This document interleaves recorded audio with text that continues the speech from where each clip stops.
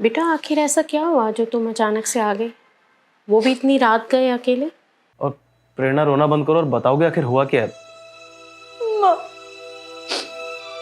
भाई वो मुझे प्रेरणा प्लीज रोना बंद करो, और जब तक तुम बताओगे नहीं आखिर हुआ क्या हमें पता कैसे लगेगा। देखो तुम बताओ नहीं तो फिर मैं जीजा जी को कॉल करा, उन्हीं से पूछ लेता हूँ। नहीं नहीं, उन्हें कॉल मत करना, मैं सब बताती हूँ।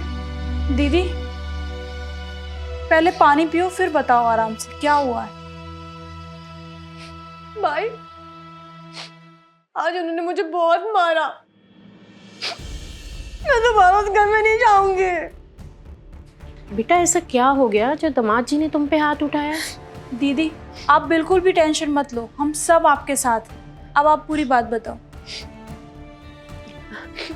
भाभी कुछ दिनों से वो रोजाना लेट आते हैं, और जब मैं उन्हें कुछ कहती हूँ या रोकती हूँ तो मुझे मारने लग जाते हैं। दीदी आप इतने दिनों से ये सब सह रही थी, आपने पहले क्यों नहीं बताया हमें?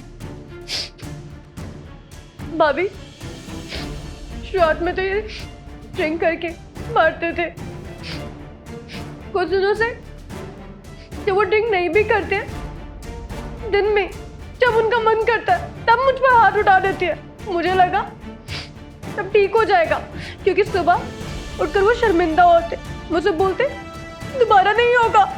मुझे लगा घर की बात है तब ठीक हो जाएगा, इसलिए मैंने कुछ नहीं बताया। पर अब उनका जब मन करता है तब वो हाथ उठाते मुझ पर।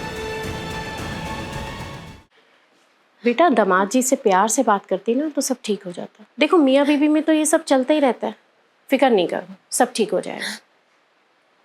प्रेरणा हो सकता है जीजा जी को ऑफिस की टेंशन हो, इसलिए सारी फ्रस्ट्रेशन तुम पे निकाल दियो। तुम आराम से उनसे सुबह बात करना, तुम्हें भी थोड़ा बहुत समझना चाहिए ना प्रेरणा। कैसे बात कर रहे हो आप लोग?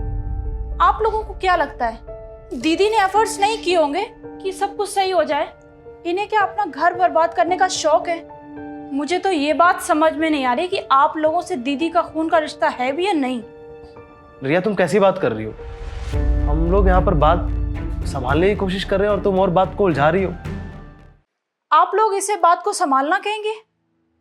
जब एक बेटी हताश होकर अपनों के पास आती है तो एक उम्मीद और भरोसे के साथ आती है कि कोई उसका साथ दे ना दे, लेकिन उसके घर वाले, उसके माँ बाप, भाई बहन उसका साथ जरूर देंगे। क्या दीदी उस घर में रहकर जीजा जी से रोज मार खाती और अपनी जिंदगी खत्म कर देती, या फिर अपनों के साथ रहकर अपनी जिंदगी की फिर से शुरुआत करती? न जाने कितनी लड़कियां इसी डर से अपनी जिंदगी बर्बाद कर देती।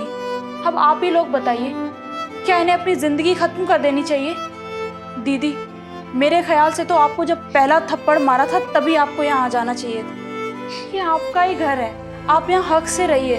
दीदी आप किसी के दबाव में आकर कोई भी फैसला मत कीजिए। मुझे तो बस इतना पता है कि कोई आपका साथ दे ना दे, मैं हमेशा आपके साथ हूँ।